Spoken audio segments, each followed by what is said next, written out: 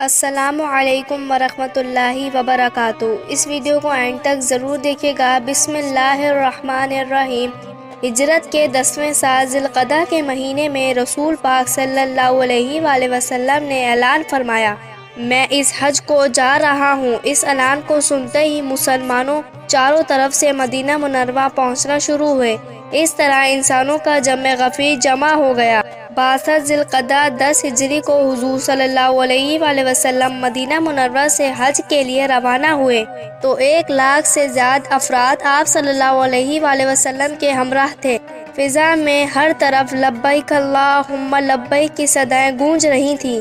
صدیوں کے بعد یہ پہلا موقع تھا کہ حج خالص سنت ابراہیم علیہ السلام کے مطابق ادا کیا جا رہا تھا۔ آپ صلی اللہ علیہ وآلہ وسلم راستے میں لوگوں کو مناسک حج کی تعلیمات دیتے ہوئے مکہ کی طرف چلے۔ مدینہ سے 6 میل ذوالحلیفہ کے مقام پہنچ کر آپ صلی اللہ علیہ وآلہ وسلم نے احرام باندھا اور پھر مکہ مکرمہ کی جانب روانہ ہوئے۔ اس سال آپ صلی اللہ علیہ وآلہ وسلم نے جیسے طریقے پر حج کیا وہ گویا یا حج کے قوانین بن گئے۔ حج کے دوران آپ صلی اللہ علیہ وآلہ وسلم نے عرفات کے مقام پر ایک اہم خطبہ دیا۔ یہ خطبہ اختصار اور جامعیت کے اعتبار سے اسلامی تعلیمات کا نچوڑ ہے۔ اس میں تمام اہمی مذہبی اور معاشرتی اور معاشی قوانین سادہ الفاظ میں بیان کیے گئے ہیں۔ حقیقت میں یہ خطبہ انسانی حقوق اور احترام انسانیت کا منشورہ ہے۔ ذیل میں اس تاریخی خطبے کے اہم نکات بیان کیے جاتے ہیں۔ نبی اکرم صلی اللہ علیہ وآلہ وسلم نے ارشاد فرمایا، لوگوں میری بات غور سے سنو، ہو سکتا ہے کہ اس سال کے بعد اس جگہ دوبارہ تم سے ملاقات نہ ہو سکے۔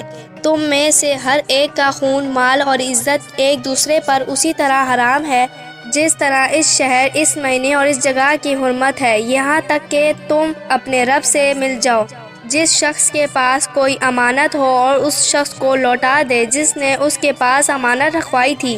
جاہلیت اور سود ختم کیا جاتا ہے اور سب سے پہلا سود جس میں اس حاکم اور آغاز کرتا ہوں وہ میرے چچا عباس ابن مطلب کا سود ہے۔ دور جاہلیت کے قتل و خون ریزی کے تمام جھگڑے آج ختم کیے جاتے ہیں اور سب سے پہلا خون جسے ہم معاف کرتے ہیں میرے خاندان کا ہے۔ ربیع بن حارث کے شیر خوار بیٹے کا خون، کعبہ کی خدمت اور حجاج کو پانی پلانے کا اعزاز کیا۔ دور جاہلیت کے تمام آغاز اور رسومات سے ختم کیے جاتے ہیں۔ جس شخص کے پاس بلاطل قتل کرے گا اس کو اس کا قصاص دینا ہوگا، البتہ اگر کوئی شخص لاٹھی یا پتھر سے بغیر ارادے کے مارا جائے تو اس کی دیت 100 اونٹ ہوگا۔ جو شخص اس سے زیادہ طالب کرے گا وہ اہل جاہلیت میں شمار ہوگا۔ لوگوں تمہاری عورتوں کا تم پر حق ہے اور تمہارا حق تمہاری عورتوں پر ہے۔ عورتوں سے کشادہ دلی سے پیش آؤ، عورتوں کے معاملے میں اللہ سے ڈرو، عورتوں سے بہتر سلوک کرو۔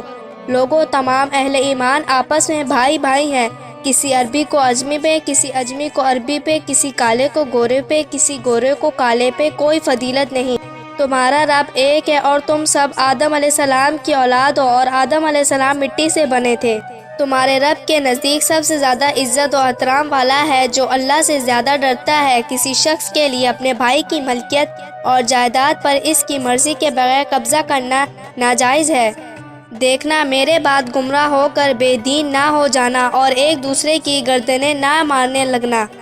تم میں 2 چیزیں چھوڑے جا رہا ہوں، جب تک ان پر عمل کرو گے تم کبھی گمراہ نہ ہوگے۔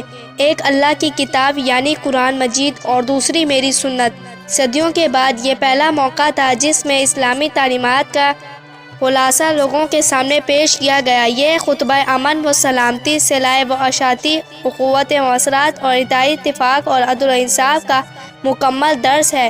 یہ احترام انسانیت کا ایسا جامع منشورہ ہے جس میں تخصیص و عقیدے سارے انسانوں کی جان و مال کی حفاظت کی ضمانت دی گئی۔